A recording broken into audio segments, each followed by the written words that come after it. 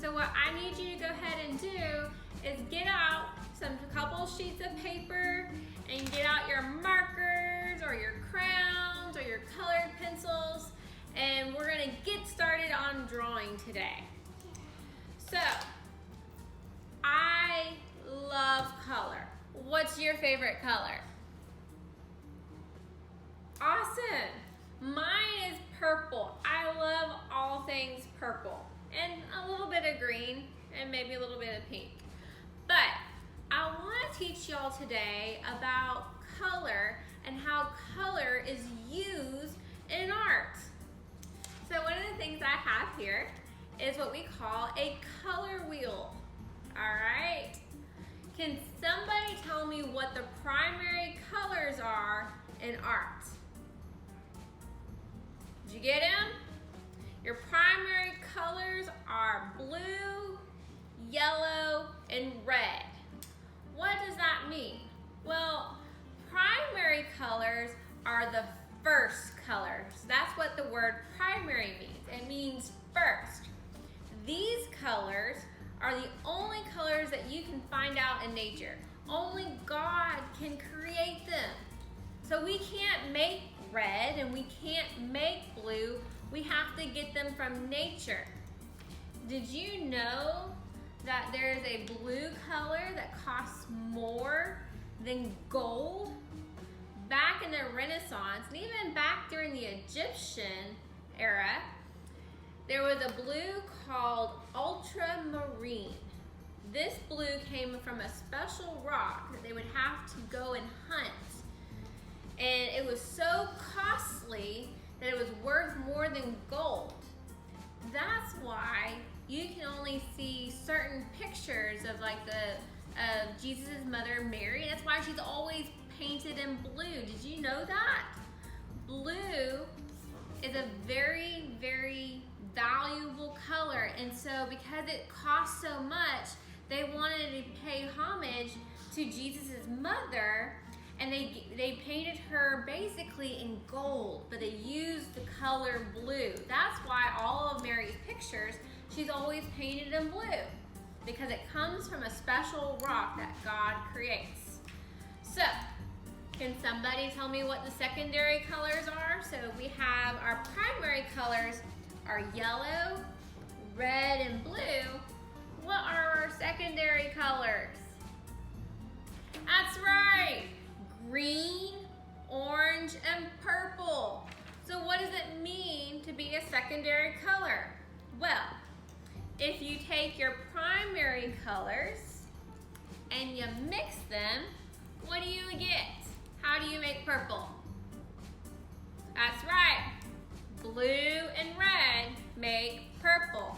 And that's the reason why blue and red in the middle of them is purple. All right, what makes green, guys?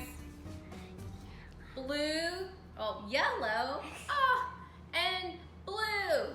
These two colors make green. So when you look on your color wheel, there's your blue, there's your yellow. What's in between them? Green. Green. All right, guys. And then for our last one, what makes orange? Yellow and red. And where is orange on our color wheel? Yellow and red. And right in between them, that's orange. So did you know that your colors are friends? Well, some are, and some are really great friends. And actually, they're not just friends, they're neighbors. Aren't we called to be good neighbors? Well, your colors are also good neighbors. So, what colors do you think might be good neighbors? Well, our first set of neighbors is, do you have a friend that lives across the street? Yeah? You have a friend that lives across the street? Are y'all good neighbors? Well, there's a term in art called complementary colors. And so these are our colors that live across the street from one another. So, can anybody guess which colors live across the street? That's right. You got purple and you got yellow. Purple and yellow are complementary colors. Give me another one. That's another good one. You got blue and you got orange. And then the last one, red and green. You know how I remember what colors are complementary? I think of holidays. So purple and yellow are common colors during Easter. And then red and green are complementary colors during Christmas. You see lots of reds and greens around our Christmas tree. And of course, this is not really a holiday, but blue and orange, I always think about football season. So, with that being said, those are across the street neighbors. So what about your next door neighbors? Does anybody have any friends that live next door to them? You do? Awesome. Well, these colors that live next door to each other are called analogous colors. Can you say analogous? Kind of sounds like asparagus, but it's not asparagus, it's analogous. These are your next door neighbors and they're really good friends. So what is the next door neighbor to purple? Red and blue. What's the next door neighbor to red? Purple and orange. So when you're choosing your colors in your painting, you gotta think about what friends go together. Guys, let's go ahead and get out our colors today. All right. Let's get your sheet of paper. All right, get it all ready. Get your pencil. I got my pencil. I got my red and my green. Got my yellow and my purple. I got my blue and I don't have orange. I've lost orange. What am I going to do if I don't have an orange color? Oh, what am I going to do? I can't draw without orange. Everybody needs orange. How am I going to draw an orange without orange? What am I going to do? I know. I have to tell you about this really cool artist. His name was Georges Seurat, and he was a very famous Parisian French artist of his time. So, Georges Seurat was born in 1859, and he painted during the most famous time in Paris, France, called the Impressionism movement in art. He painted with other artists such as Claude Monet and Renoir. He developed a very unique idea of how to use color in his artwork. He believed that if you put a blue dot here and a yellow dot, that when you looked at his paintings, you would see green. This technique was called pointillism.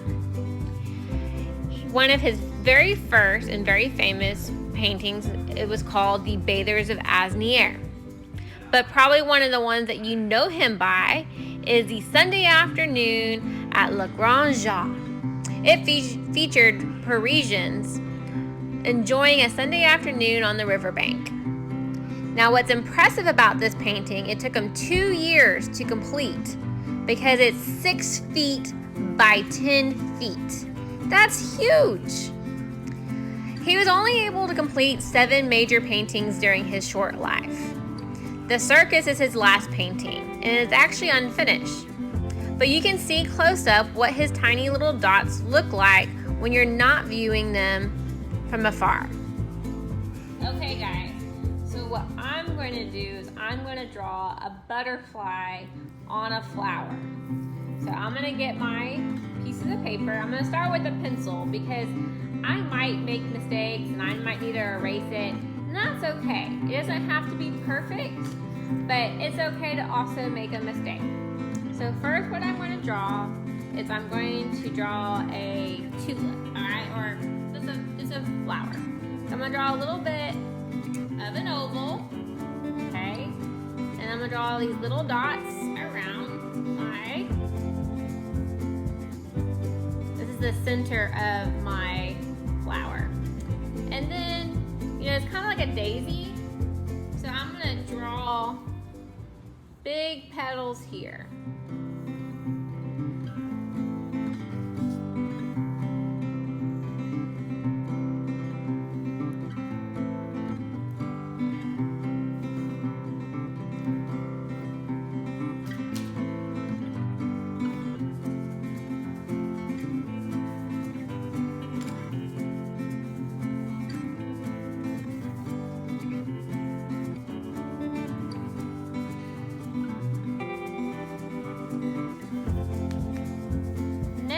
I'm going to draw the stem.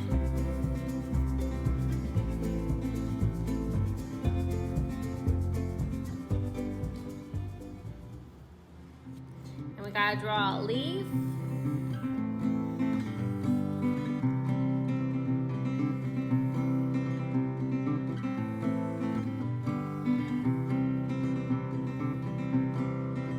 And then I'm going to draw my butterfly next.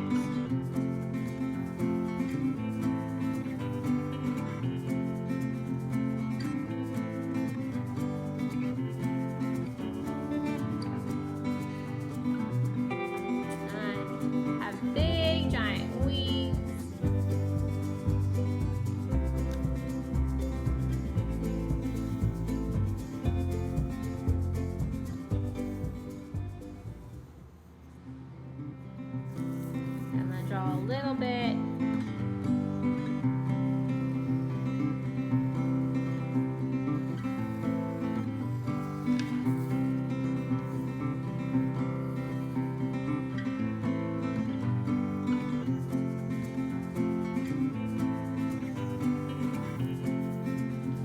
I'm going to draw a little heart right here. Draw circles.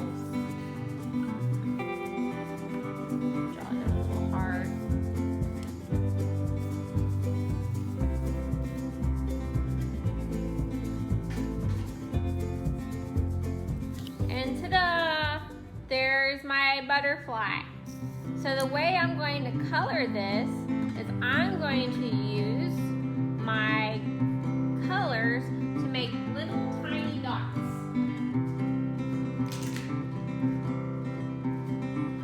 So get your colors out, okay? I'm missing orange, so I can't use orange, but I'm going to use my red and I'm going to use my yellow. So for my orange, I'm just going to make little tiny little dots inside the wing here. So I want these to be orange.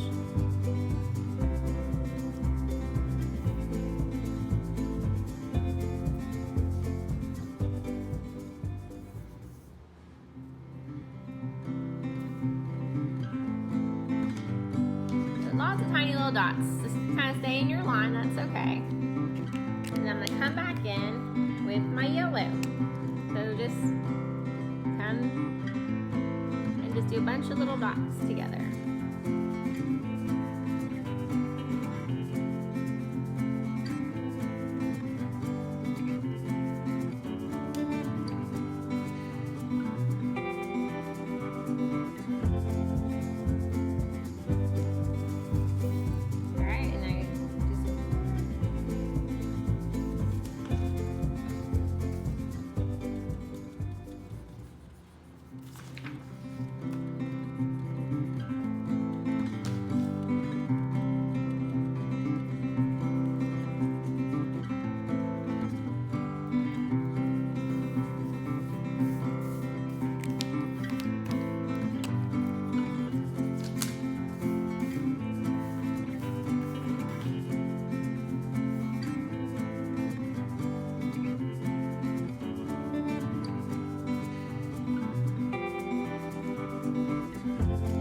So right here, I'm going to be adding a little bit of yellow in my flower in the middle.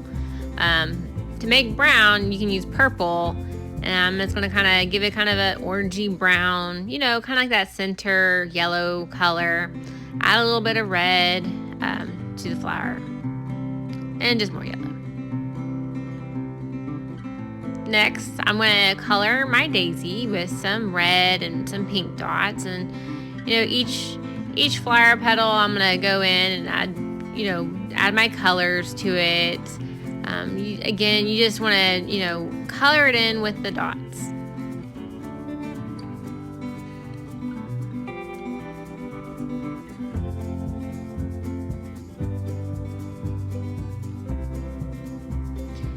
The petals underneath, the top petals, need to be a little bit darker so that it looks like that they're sitting underneath the top flower. So I'm going to color them red and then come back in with some purple and add, you know, my shadows underneath to the petals underneath. And then I'm going to outline it just to give it a nice sharp edge so that, you know, you don't see all my pencil lines.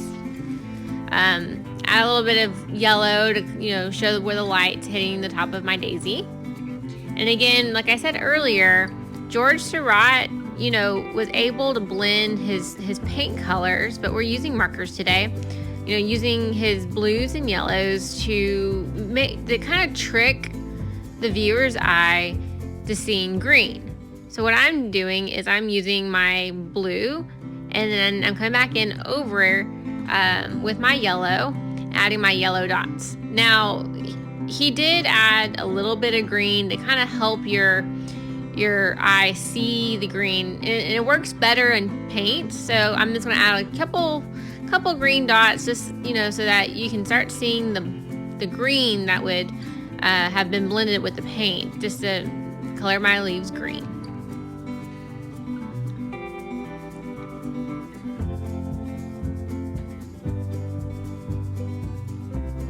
Next, I'm going to go to my butterfly. I'm going to use black. Now, black is a really fun color. It's actually kind of a mixture of your primary colors. So remember, our primary colors are, you know, red, blue, and yellow. And so that's what makes black. And so right now I don't have to use those colors because I have a black. And then now I'm going over the wings with a purple because, you know, I like my butterfly wings purple. Like I said, purple is my favorite color. So, you know, color your butterfly wings whatever your favorite color is.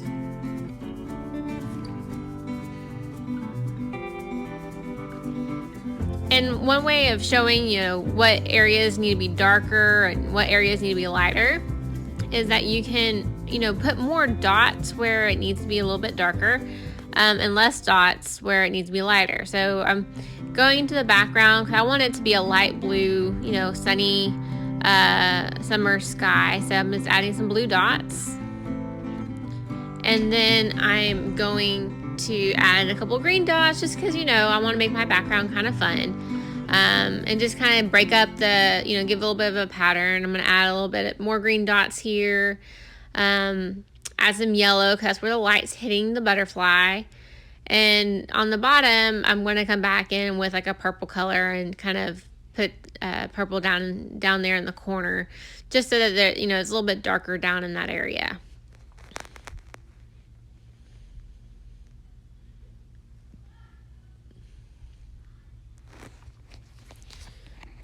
So now I'm just going to go back through my entire painting and add an outline just to kind of clean up and hide my pencil. Add his antennas or her antennas and just come back and clean up my edges so that you don't see any of my pencil lines because everything right now is looking really good. Emma, can you show me your picture with all your pointillism? Beautiful. I love your flowers, so much yellows and blues. And look, she used complementary colors, her reds and her greens on her butterfly. Gorgeous. Good job, Emma. And let's take a look at Abigail. Abigail, show me your picture. Oh, it's a rock star. And look, she's got pointillism on her dress and in her heart. Good job, sweethearts. Good job. All right, guys, show me your pictures. Have your mommy or your daddy take a picture of your painting video comments. I want to see your gorgeous paintings. All right? And just remember, George Seurat, he is the father of